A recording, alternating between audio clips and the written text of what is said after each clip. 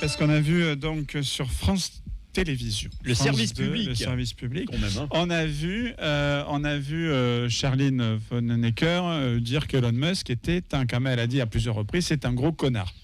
C'est Charline Vanhoenacker de chez France Inter. Elle passe son temps à insulter tout le monde. Fut un temps, elle était drôle. Bon, encore chez France Inter, ils sont drôles fut un temps, et puis après, tu vas être chroniqueur. Ils sont un peu radicalisés aussi. Mais ils ont le droit, tant mieux pour eux. De toute façon, l'Arcom les laisse faire. Et justement, c'est à ça que moi je veux venir. Donc, Léa Salamé laisse passer ça. C'est une émission qui n'est pas en direct, qui est enregistrée. Imaginons si on avait fait la même chez Cyril Hanouna ou chez Pascal Pro. C'est arrivé et il a pris 3 millions d'amende. Il a pris 3 millions et on ferme la chaîne. Parce que la réalité. Et on ferme la chaîne. Alors que là, ça passe crème. Moi, on me dit l'Arcom, c'est indépendant. On me dit c'est indépendant. Très bien, c'est indépendant. Ok. L'Arcom, qui nomme le président de l'Arcom ? Le président du Sénat, président de la République, président de l'Assemblée nationale. Ouais. C'est ça. Ils mettent leur. De toute façon, si je fais comme ça et que quelqu'un m'arrive sur image, je attention, fais gaffe, tu vas avoir les mêmêmes problèmes que Musk. Là, donc, et comme je suis un peu de droite, tout ça, vous voyez, on vous l'avait dit. Hein. Voilà. Complotiste. On rappelle que Hitler était nationaliste, socialiste. Voilà. Et que les socialistes, la trahison, c'est leur délire. Donc, ce qui est amusant, c'est qu'elle a traité plusieurs fois de connard. Pourquoi pas, je pleure pas. Je pense que. Elle donne son avis. Bon. Je pense qu'Elon Musk, ils s'en foutent. Non, mais c'est le poids de mesure. Le problème, c'est toujours ce deux poids, deux mesures. C'est que c'est une injure publique. Techniquement, il a le droit de porter plainte. Et à mon avis, il a peut-être de meilleurs avocats. Il a autre chose à foutre, il s'en fout d'elle. Je crois qu'il s'en fout. Moi, ce qui me dérange, c'est pourquoi on enlève C8 pour l'histoire avec Louis Boyard et pourquoi France 2, malgré les signalements qu'il y a eu à l'Arcom, n'a aucune sanction, même pas un petit. Faites gaffe la prochaine fois. Parce qu'encore une fois, c'est la même bande. Est-ce que France Télévisions et Radio France sont protégés par l'Arcom ? Je pose la question. Parce qu'ils font et vu comment vont être mis les chaînes de la TNT et que France Télévisions gagne énormément de place sur la TNT, je pose la question de savoir si l'Arcom est réellement indépendante et je pose la question de savoir si ça ne fait pas partie de ce système qui n'est pas un système de gauche, qui est un système européen, bien pensant, tout ça, machin, qui fait qu'aujourd'hui, tu as le droit d'insulter un mec que tu considères d'extrême droite, de connard, même pas en direct, à la télévision, sur sa liste. Alors après, est-ce que Musk, maintenant, du coup, est-ce qu'il est considéré comme un homme politique ? Ah bah oui, non mais est-ce qu'il est considéré comme un homme politique ? Parce que ce qui s'est passé avec Hanouna face à Boyard était un élu. Est-ce que là, Elon Musk est politique aujourd'hui. Est-ce qu'il est considéré comme un élu, Musk ? Oui, puisqu'il a été élu par le président. Il fait partie du gouvernement, mais peut-être parce que là, du coup, ce n'est plus une insulte à un élu. Mais bon, comme par hasard, on peut dire que quelqu'un est un connard sur le service public. Ça, on ne risque rien. C'est 8 sautes pour le même délire. J'ai juste me permettre, je fais l'avocat de personne, mais j'ai juste me permettre de remarquer un truc, une question de rôle. Charline Vanhoenacker, même si à une époque, oui, elle a été journaliste à la RTBE, quand elle intervient sur ce genre d'émission, elle intervient en tant qu'humoriste. Elle intervient avec un billet d'humour. On peut trouver ça drôle ou pas drôle, mais c'est un billet d'humour. C'est une injure. Dans ces cas-là, je vais la traiter de fille de pute. C'était pas un sketch. Charline Vanhoenacker est une grosse connasse. C'est une grosse connasse, Charline Vanhoenacker. C'est une grosse connasse. Tu le dis sur une grosse connasse. Tu le dis sur le ton de l'humour. Moi, je suis pas journaliste. On me dit que je suis pas journaliste. Non, tu fais de l'humour. Tu fais de la blague. C'est une connasse. Je dis avec humour que Charline Vanhoenacker, c'est une grosse connasse. Mais c'est une blague. C'est pour rigoler. Mais qu'est-ce qu'on rigole ? Non, mais je suis sérieux. Il y a un positionnement. Non, mais il y a un positionnement. On fait de la blague. où elle intervient en tant qu'humoriste. C'est pour rire. Ben, on a eu d'ailleurs, on a eu le cas justement avec Bedos qui a réussi à gagner en traitant Morano, je sais. Oui, il y avait eu un truc avec Morano. Parce que sur France 2, ils vont loin. Il y a même un autre chroniqueur de l'émission de Bedos, c'est de gauche. Philippe Cavière. Philippe Cavière, je crois, il s'appelle. Cavrière. Parfois, il va loin aussi dans ses chroniques. Oui, mais il a le droit. Franchement, c'est une chronique humoristique, c'est autre chose. Cabrivière, je suis fan de Cabrivière. C'est une chronique humoristique. Il est drôle. Il est drôle, il est bon, il est fin. Il est. Pour moi, Cabrivière, c'est vraiment une révélation depuis 2-3 ans. J'adore ce mec. Je suis pas toujours d'accord, mais j'adore ça. J'adore ne pas être d'accord. J'adore ça. Je suis pas comme ces fachos de France Télé, de France Inter, qui dès qu'ils sont pas contents, ils disent qu'il faut cancel. Ils traitent tout le monde de connard sous le gré de l'humour. Peut-être qu'Hanouna, qui après tout n'est pas journaliste, c'est une émission, je rappelle, de divertissement. En tout cas, l'Arcom le reconnaît comme tel. Donc par divertissement, il dit à son pote Louis Boyard, t'es qu'un bouffon. Est-ce qu'il a tort de dire que Louis Boyard est un bouffon ? Il le connaît bien. Je vous laisse, pas autour du plateau pour vous éviter, parce que maintenant Louis Boyard va porter plainte. Maintenant, son mandat, Louis Boyard, en plus de prendre des appartements au mois de décembre pour se présenter à une mairie où il n'a jamais foutu les pieds. Là où il ne vit pas. Là aussi, il va porter plainte, parce que c'est tout ce que ce garçon sait faire. C'est un.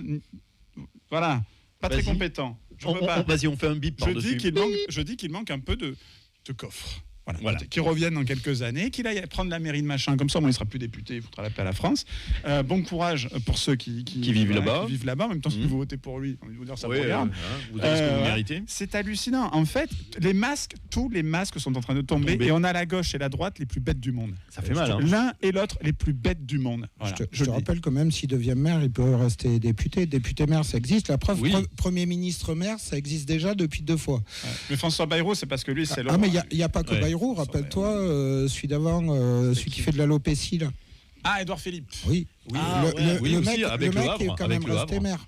Ouais. Ce que je trouve d'ailleurs, moi, un déni de démocratie. Ça vous dérange, les gars, là-bas, vous le dites. Hein. On est en direct. Hein. Ils se sont réveillés sur le canapé. On a peu de vues, mais on a des auditeurs. Je trouve que c'est un déni de démocratie complet, parce qu'à la limite, député, maire, même si député, ça demande du boulot, on est quand même sur le terrain, on fait remonter la. Qu'on ne dise pas que si on est à Matignon, on peut assumer un mandat municipal. Ils ont beau dire mais on a des adjoints pour ça, dans ces cas-là, laisse tes adjoints, mon copain. Dégage. Voilà, non mais c'est clair, on se rappelle l'affaire Mayotte. Voilà. Et derrière, moi, ce qui me dérange, je m'en fous de Musk, de Trump. C'est que derrière, on va faire des leçons aux autres pays. Quoi. Moi, je m'en fous, même s'ils avaient voté.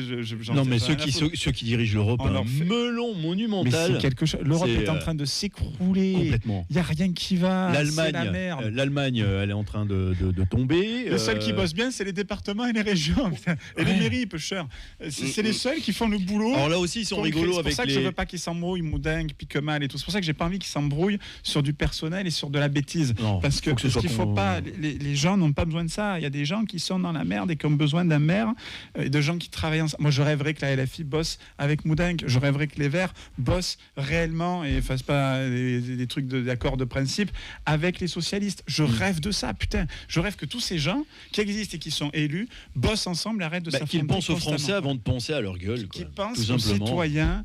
Et qui pensent et aux gens qui sont là, qu'ils soient français ou pas, aux gens qui sont là et qui sont dans leur ville. Il faut que ces politiques arrêtent de faire de la politique politicienne parce qu'ils vont nous perdre. Ils vont nous perdre. Et faites attention, parce que la dernière fois qu'il y en a qui nous ont perdus, ça a créé une révolution. Et ça a des têtes. Une responsabilité sur les habitants de la ville. C'est-à-dire qu'au bout d'un moment, il faut aussi prendre connaissance de ce qui peut être dit ou fait dans les programmes pour aller voter pour des gens. Mais oui, c'est ça. Gens qui savent pas. On peut pas non plus tout remettre sur ces gens-là, parce qu'il y a quand même une part de responsabilité en tant qu'électeur. Il faut savoir. Si on s'y intéresse pas et qu'on va pas voter pour la personne qui on pense va mieux défendre notre Cédric le dit souvent, pour citer Cédric qui est là. C'est comme s'il n'était pas là. Cédric le dit souvent. Il dit à un moment donné, ouvrez les programmes. C'est bien beau de dire Macron il a de beaux yeux, ouvrez le programme. C'est ça. Ouais. Pensez mieux pour une connaissance commune qui moi m'a souvent dit je vote Moudingue parce que c'est lui qui m'a marié. C'est à quoi j'ai fait remarquer, mais entre-temps, t'as divorcé. Non, mais il serait temps, ça. Moi, je n'ai de cesse de le dire, que les gens calculent ce que c'est vraiment que la politique. Ouais. La politique, par définition, c'est la chose publique. Et c'est dans l'absolu le fait d'agir. Alors déjà, oui, lisez les programmes et votez pas pour les gens en mode oui, parce que sa marionnette, elle est rigolote. Non, et puis il y a un tel qui m'a dit qu'il fallait voter pour lui. Alors, ma mère m'a dit de voter pour lui. Chirac m'a dit de voter pour l'autre. Chirac, il faut le rappeler, c'est le brûlot d'or. Ouais, mais ça. Une infime responsabilité des réseaux sociaux. Je vous le rappelle, on parle pas tous en même temps. Je vous le rappelle, c'est tout bête, mais dans l'absolu, la politique, c'est quoi ? À partir du moment où tu vois la vieille d'à côté de chez toi qui se galère à porter ses courses, que l'ascenseur est en panne et que tu lui montes ses courses, c'est un acte politique. Si tu sais que ton voisin il est blessé et qu'il y a un truc qui va pas et que tu vas faire des courses, aller sonner chez lui et lui dire c'est un acte politique.